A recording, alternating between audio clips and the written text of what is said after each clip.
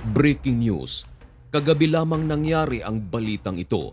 Ang IDF ay muling umatake na naman sa timog na bahagi ng Gaza Strip at ang kanilang inatake ay ang hospital na nagngangalang Maser Medical Complex. Of course, hindi ito magandang pakinggan sapagkat hospital ito, dalahan ng mga taong may karamdaman. Binabatikos ang Israel sa kanilang pinakabagong aksyon sa Gaza. Lalong-lalo na mga kaibigan na sa naturang pag-atake, may mga nasawi. Sinasabi ng mga kumukundina, talagang wala ng respeto ang Israel dahil maging hospital ay kanila nang tinatarget. Of course, alam ito ng Israel. At ang nakapagtataka mga kaibigan, bakit hindi nila ito itinanggi? At mga kaibigan, nagbigay ng pahayag ang Israel kung bakit nila ginawa ang pag-ataking ito. At yan ang ating pag-uusapan sa videong ito. Pero bago yan, huwag kalimutang mag-subscribe.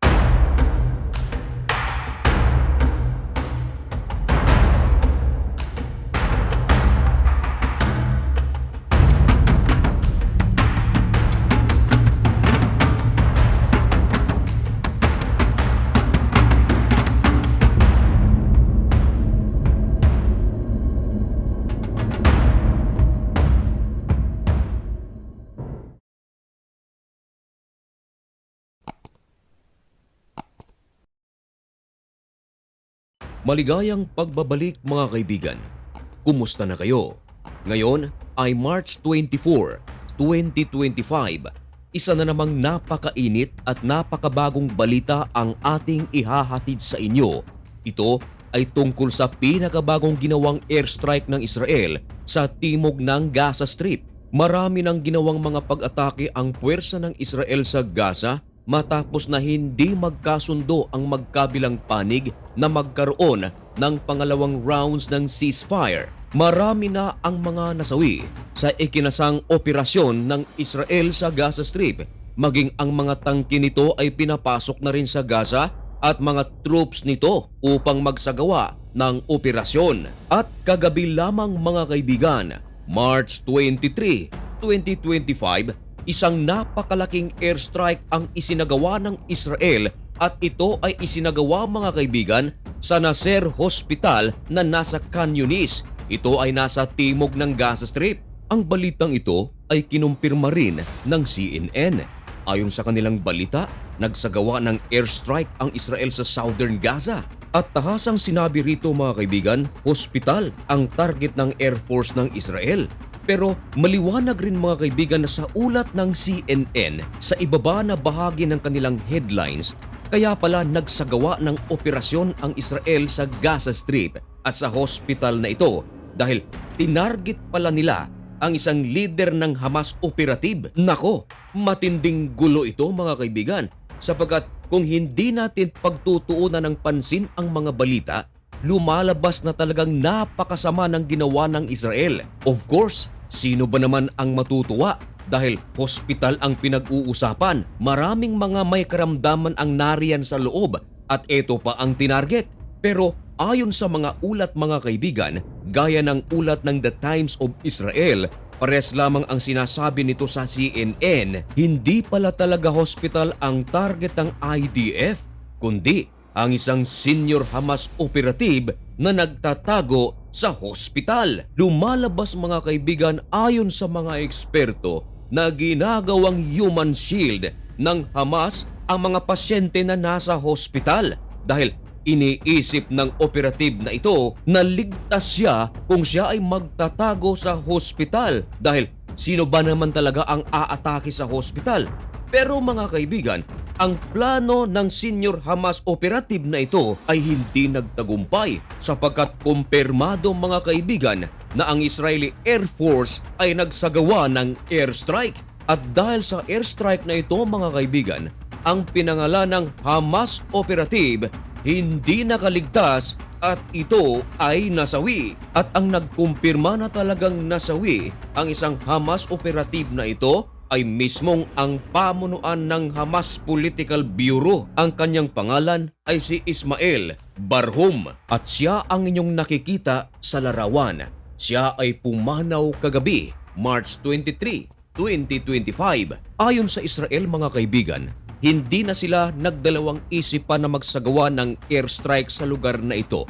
Base na rin sa kanilang intelligence report na ang nagngangalang Ismael Barhum ay mabilis na nagpunta sa hospital na ito upang magtago. Kaya nang makarating na sa Israel ang information sa pinagtataguan ni Ismael Barhum, agad na inihanda ang kanilang fighter jets at ikinasa ang naturang airstrike. At ayon sa Israel, sapul ang pinagtataguan ni Ismael Barhum. Nadala pa raw sa pagamutan itong si Ismael, pero kalaunan mga kaibigan ay hindi nakasurvive. Ngayon, bakit ito tinarget ng Israel? Importante ba ang taong ito? Nagsalita mga kaibigan ang Defense Minister ng Israel na si Israel Katz. Ayon sa kanyang statement, importante raw ang taong ito para sa kampo ng Hamas. Sapagkat ang taong ito mga kaibigan ay ang pinakabagong Hamas Prime Minister na nasa Gaza. Siya mga kaibigan ang humalili kay Issam Dailis, yung kakamatay pa lang mga kaibigan dahil sa isinagawang airstrike ng Israel. Yun bang may namatay na 404 at merong 562 ang sugatan. Ngayon, ilang araw pa lang pala ang lumipas nang mamatay itong si Issam Dailis. Pinalitan ito ni Ismael Barhum at ilang araw lamang ang nakalipas. Ang pumalit na si Ismael Barhum ay namatay rin. Dagdag pa ni Israel Katz na talagang determinado ngayon ang IDF na pulbusin ang Hamas sa Gaza upang hindi na ito maging threat pa hindi lang sa people of Gaza kundi maging ng Israel. Pero taliwas sa mga sinasabi ng iba mga kaibigan na malaki raw ang pagkawasak ng hospital, wala raw itong katotohanan. Sapagat ang sinabi ni Israel Katz mga kaibigan, tama na merong mga na-damage pero hindi raw malaki. Calculated daw ng kanilang fighter jets ang isinagawang airstrike. Aminado naman si Israel Katz na ang naturang airstrike ay nagtamo ng sunog sa hospital. Ito ay malapit mga kaibigan sa stairwell. Pero mga kaibigan, ito ay naapula agad. Pero naglabas ng pahayag mga kaibigan ang Palestinian medics. Ayon sa kanila, sa naturang airstrike ng Israel, meron daw 5 katao ang nasawi. Naglabas rin ng pahayag ang IDF sa kanilang ginawang pag-atake sa hospital na ito. Ayon sa kanila, talagang wala raw awa mga kaibigan ang Hamas dahil lagi raw inilalagay ng Hamas sa peligro ang buhay ng mga Gazans dahil alam nila na sila ang target kaya doon sila nagtatago. Dagdag pa ng IDF na ang hospital na ito ay nagiging kanlungan din daw ng mga Hamas. Binatikos ng husto ng IDF ang ginagawa ng Hamas sa mga hospital sa southern part of Gaza. Ito raw ay isang napakalaking violation of international law. Ang hospital ay lugar daw na dadalhan ng mga taong may sakit o resulta ng mga disgrasya. Pero ginagawa raw itong taguan ng Hamas at dito nagsasagawa ng kanilang plano upang magsagawa ng pag-atake sa Israel. Hindi raw nila ito papayagan. At kung kayo naman ang tatanungin mga kaibigan, makatarungan ba ang isinagawang pag-atake ng Israel sa hospital na kung saan dito nagtatago ang isang Prime Minister ng Hamas? O ito ay hindi makatarungan? Ipaalam ang inyong mga komento dyan sa comment section at malugod ko po iyang babasahin. At mga kaibigan, abangan lamang ang mga susunod at pinakabagong kaganapan sa pagitan ng Israel at ng Hamas, Israel at ng Hezbollah, Israel at ng Iran sa Middle East sa iba't ibang panig ng mundo. Kaya para maging updated ka, baka naman pwedeng makahingi ng kaunting pabor. I-subscribe mo na ang channel na ito. At sa lahat ng aking mga kababayan na nasa Pilipinas, Luzon, Visayas at Mindanao, kumusta kayo? Mag-iingat po kayo. At sa ating mga OFW na nasa Israel, shout out po sa inyong lahat. Mag-ingat po kayo riyan mga kaibigan. At sa mga OFWs all around the world, may God bless you and thank you so much for watching. Goodbye!